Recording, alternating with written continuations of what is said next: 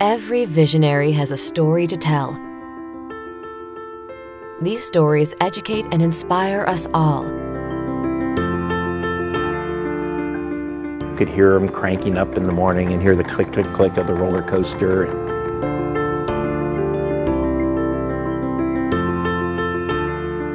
It's really feeling satisfied and feeling gratified with bringing happiness to young children, especially families. Working with people who are having a good time is so much better than any other job. Join us as we learn from these trailblazers.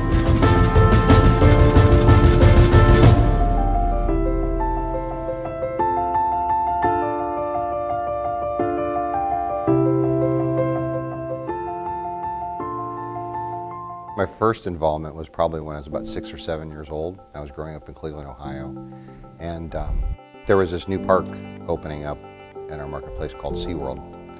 But it was sort of a really inspiring day in the sense that was the day that the animals were arriving for the first time. So we watched them unload a couple of killer whales, dolphins, sea lions. Really amazing, extraordinary. I think it was a touching and kind of an igniting moment for me, clearly some of the things that I followed up on this point. And he and I used to joke, almost kind of confront each other on whose idea it was to go. But I reminded him that at 6 years old, I didn't know what flying killer whales were. So it was his curiosity, his intrigue that really got me started on this path, and never forgot that. I got to be very good friends with the curator at SeaWorld, as well as the Cleveland Zoo. And they became great resources of information, certainly people that we were speaking the same language. And one piece of advice I got from a curator at SeaWorld was, hey, if you want to pursue this, when the time comes, just get a job at the park, any job, and keep reminding people of your interest. And I took that advice to heart, so when I was a freshman at Kent State University, very close to the SeaWorld of Ohio Park, I went and got a summer job and I was hired in operations. So my first year, they didn't even let me inside the park. I actually worked in the parking lots. SeaWorld of Ohio was a summer park, so we did all of our work in 3.5 months. That was how the revenues were brought in for the year. But then as I got to work there full time, saw the seasonality of it, and it was a really fun place to work and so many great memories from it. Hey, we have an opening in animal care. It's not in the aquarium where we know you want to work. It's actually with penguins. Would you be interested? And I said, heck, it's animals. Of course, I'll take it. So I went that second year. I ended up working inside the penguin encounter with the husbandry group on caring for those animals. And that was really extraordinary because that was a whole new chapter in SeaWorld's history. Ohio was the second facility to get a high Antarctic penguin encounter, if you will. So we were working with emperors and adeles and several other species in between. And it was, again, great opportunity, great exposure, and I worked with some really amazing people. And then a little while after that, there was an opening in the aquarium. So I went there and stayed and worked through it and became a senior aquarist ultimately, before completely switching into public relations. I was full-time at SeaWorld and a full-time student, and at that time SeaWorld was contributing to my bachelor's degree. And there was an opening in the PR department as I'd gotten to know some people, and we started talking a little bit about it. And they were willing to give it a try. My information and knowledge from working around the animal care people, and especially at that seasonal park, to try to keep ourselves top of mind and vibrant, it was showing people all the other things that we were doing, not just being open in the summer. So I was a little bit of a translator for that. And while PR people are pretty good at assimilating information and speaking about it, I kind of felt it was important to go right to the source. So I spent some of my time doing media training and teaching our animal care people how to represent themselves very well and tell their stories. Understanding that to have places where animals were going to be and be cared for properly, it was going to take an enterprise that had the resources to do it.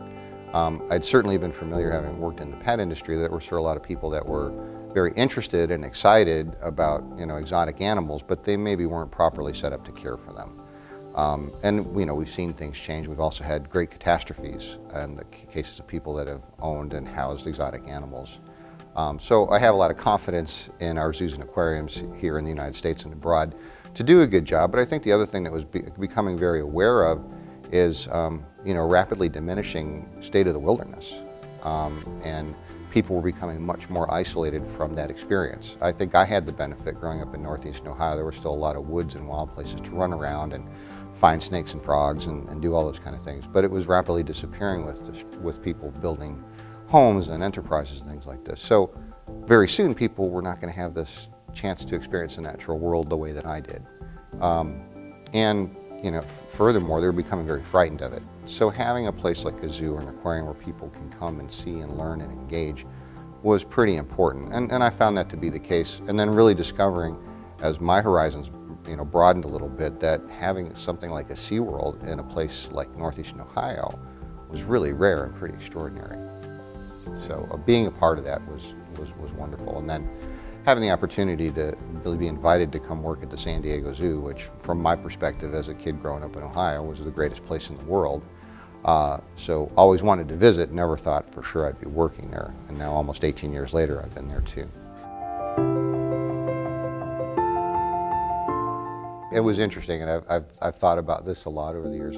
I think I described to people, SeaWorld was a for-profit with not-for-profit tendencies, and the San Diego Zoo is a not-for-profit with for-profit tendencies. And as I come to look at them both in the balance over time, there's really not a lot of difference. I think we're more fond of saying right now, not-for-profit is not a business plan, it's a tax strategy.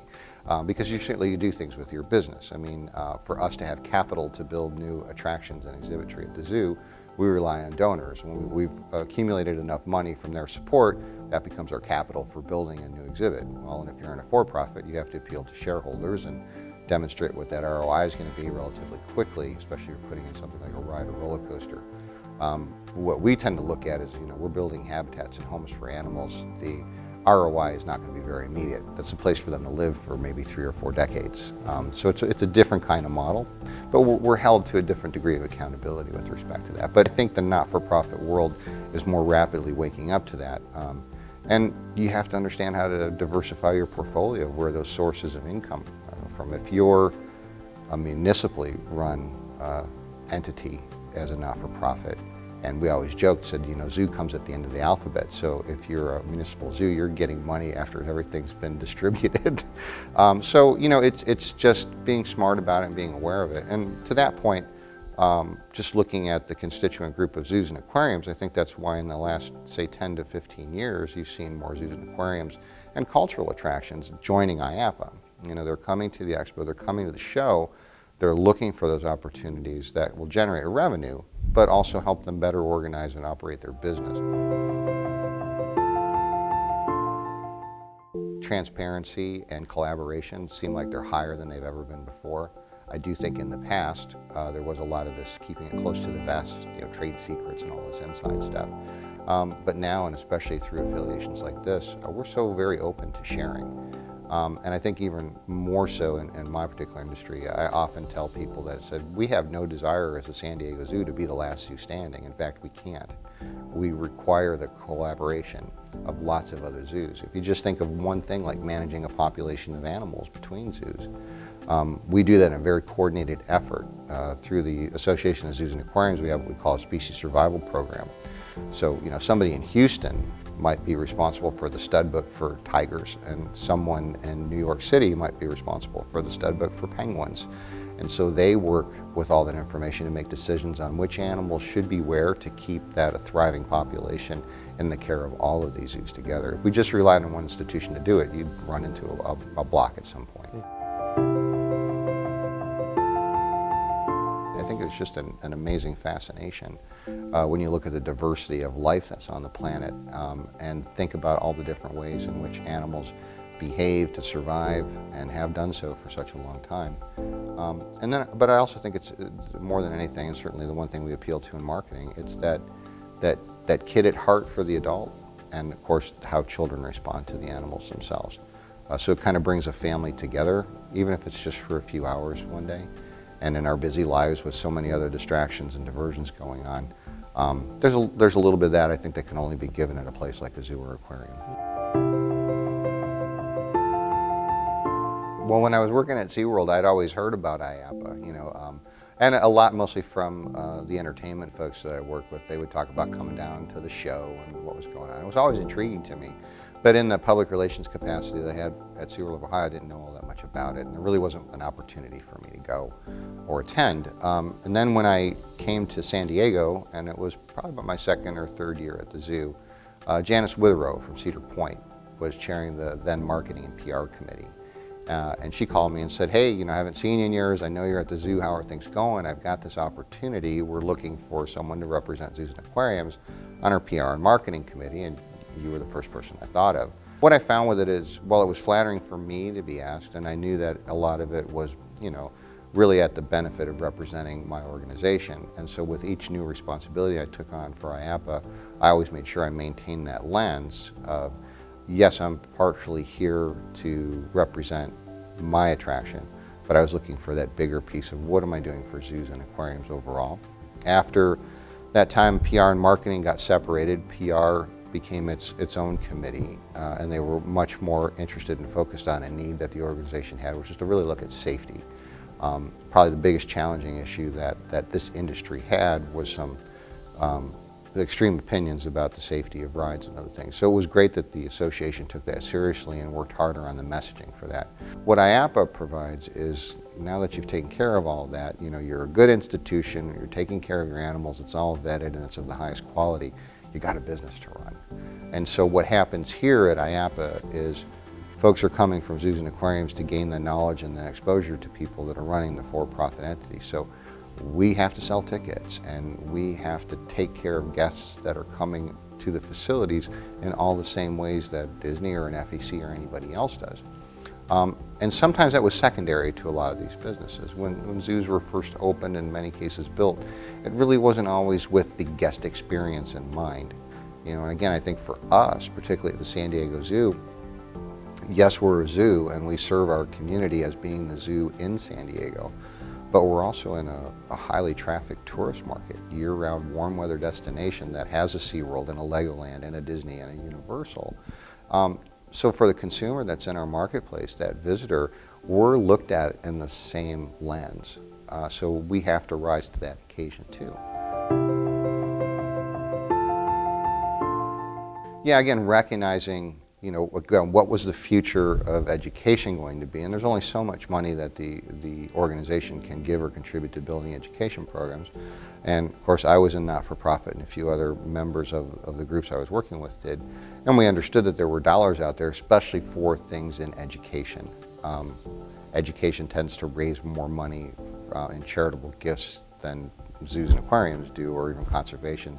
Very, very small part of it, but up at the top, you find health and human services and education and even religious tend to get the largest amounts of that. So we thought there might be an opportunity to appeal to others and other foundations to provide dollars that could be used for educational programming, and not just for those of us that are already in it. We really said, how do we prepare for the future?